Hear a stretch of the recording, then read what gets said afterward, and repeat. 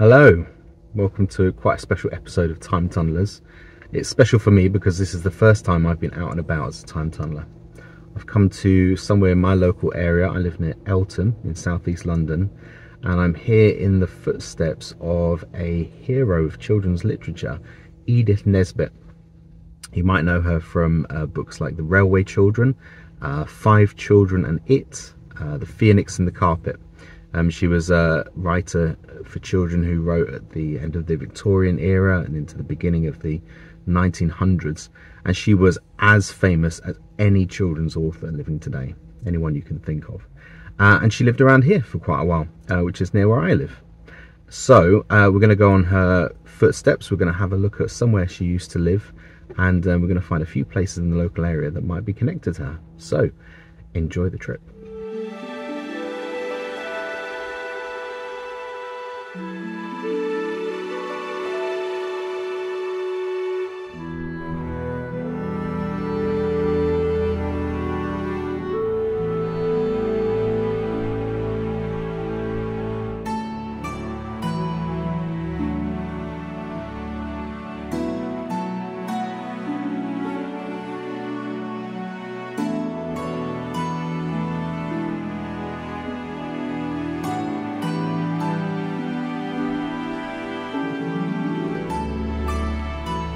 So where I am now is called Well Hall Pleasance.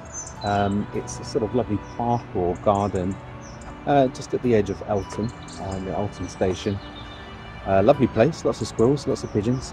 And this is on the site where there used to be an old medieval manor house called Well Hall, which is where Edith Nesbit lived from 1899 to 1920.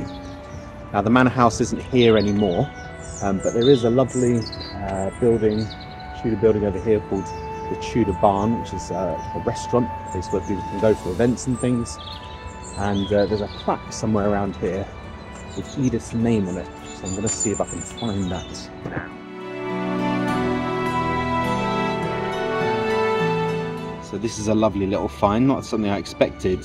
It's a carving of a dragon with a little plaque next to it, and I think it's here to commemorate Edith Nesbit in a way. Definitely mentions her name on the plaque. And there's a few other of these carvings around as well, so I'm going to go and see if we can find all of these.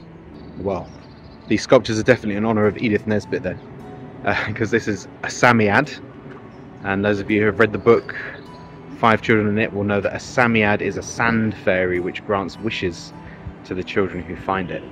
And here we have the phoenix from The Phoenix and the Carpet. I don't know if you know, but a phoenix is a magical bird which lays an egg and then burns itself and then hatches again from the egg. And in the story, children find a phoenix's egg wrapped up in a magic carpet, and the phoenix helps them to understand how to use the magic carpet, and they go on all sorts of adventures.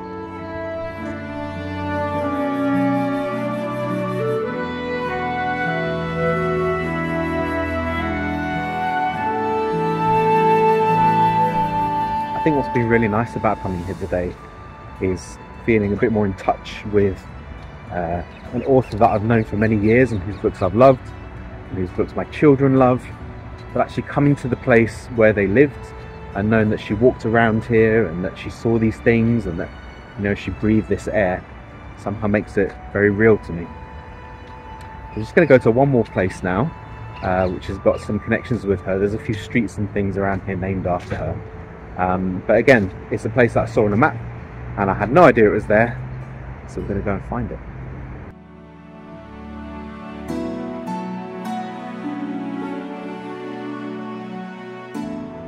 And here it is, Railway Children Walk, which is a pretty unassuming path between a couple of houses. Leads down to a nature reserve, so we're going to go down there and see what we can see. I think this is what I love about local history.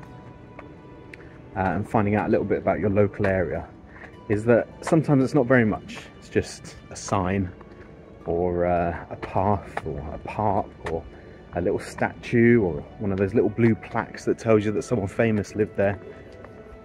But this is history. History is all around us. It's everywhere. History isn't just something that's in books or in famous places or in landmarks and Houses of Parliament or Big Ben or places like that. You know, I know lots of you will be watching this from somewhere where you'll never get down to big cities like London, you know, or Manchester or somewhere like that.